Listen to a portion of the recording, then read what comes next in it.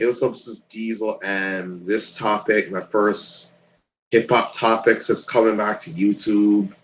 And I've been wanting to talk about this for years, for a very long time.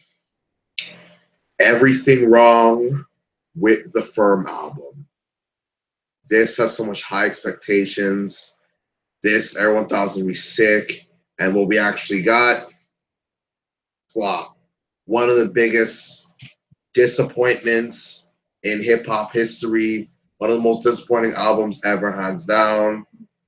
And doing some research, I finally have the answers to everything that went wrong. First mistake. The one mistake that fucked up everything. Letting Dr. Dre produce the whole album.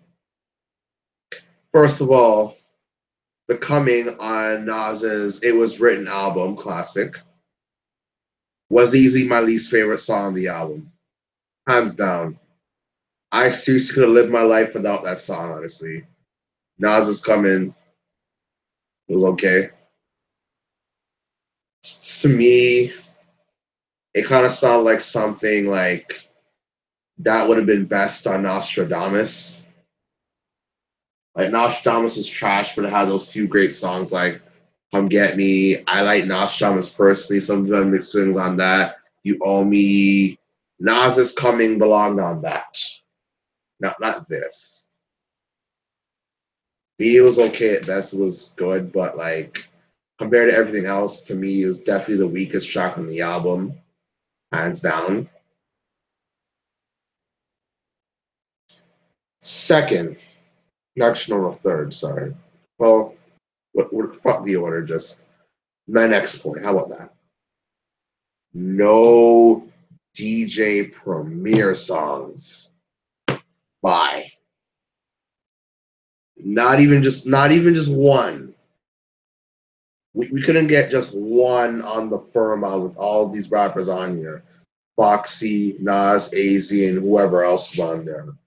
Sorry, I kind of forget who the fourth one is. There was a fourth one. I think Cormega was there. And then he left.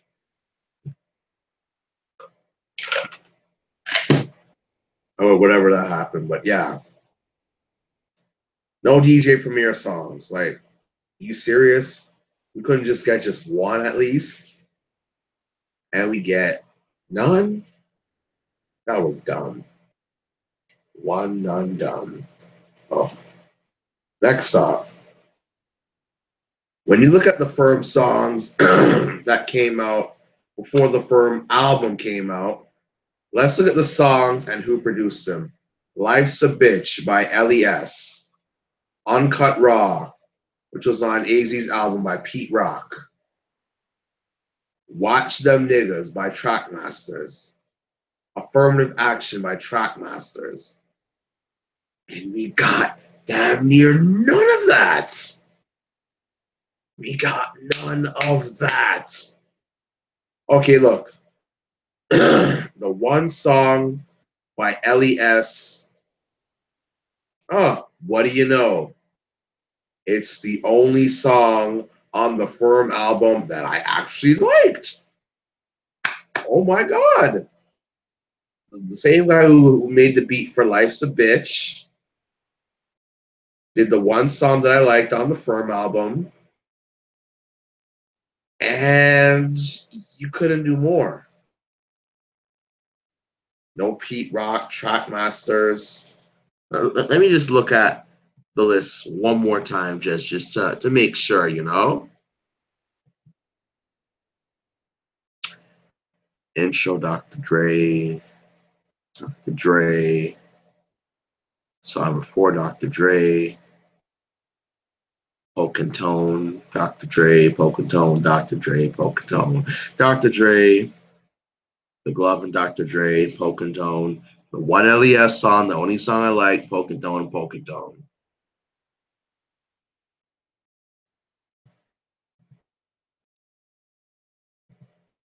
Nah, fam. Nah. Come on, dog. You only have one LES, no Pete Rock, no Trackmasters. You kidding? That's the stupidest shit ever. I mean, hell, if you just do the whole album with these four producers, the one who produced the Firm tracks before the Firm came out, this shit would have been fucking amazing. Go figure. And let's say if they want to use other producers, could have had a Q-Tip beat in there. I think a RZA beat would have been nice. Had you had LES, Pete Rock, Trackmasters, Q-Tip, RZA, and DJ Premier have beats by those guys, this shit would have been a fucking classic. No doubt in my mind, this would have been a classic if you were to use those DJs and producers, whatever you want to call them. But you want to use Dr. Dre and try to appeal to a different audience, the West Coast, I guess, and that just bombed. Bad idea, bro. Bad idea, like. And like I kind of feel that this was one of the starting points of people accusing Nas of falling off, because during the late 90s, people were assuming Nas started to fall off. And I feel this was one of the first seeds planted for people saying Nas starting to fall off. I see some people argue Nas peaked at Illmatic. I see some people argue that Nas peaked at It Was Written. I say he peaked at I Am. Some people argue he didn't really fall off during Nostradamus period and the Bravehearts era. It's just that he just wasn't making all the right decisions.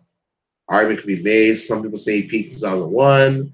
Some people say he peaked in 2002. I've seen a 1-2 say he peaked in 2004, but no way in hell could I consider 2004 his peak. No.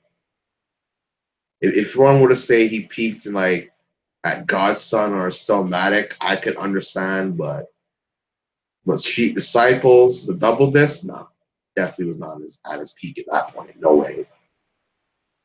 But yeah, this album should have been so much more than what it was. This should have easily been one of the best albums of 1997, and it turns into the most disappointing album of 1997. But yeah, those are my reasons for why the Firm album flopped. This should have been so much better. Not one DJ Primo song. The one song by LES was the only song I liked on this album. And yeah, that's why this album flopped. Give me your feedback. You know, I definitely plan to do more hip hop albums because hip hop is my favorite genre ever. With the new school, I only like a limited amount of people. The only people from the new school I'm really feeling are Logic, Kendrick, J. Cole, Chris Rivers, who's Big Pun son. I don't know, what's his name?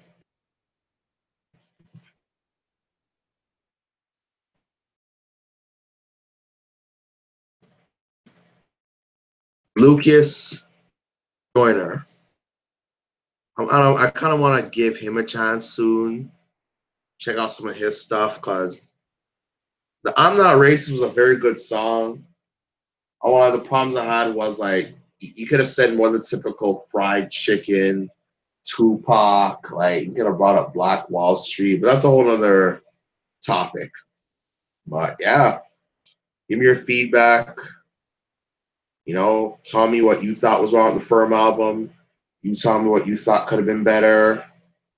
Like, subscribe, give me your feedback.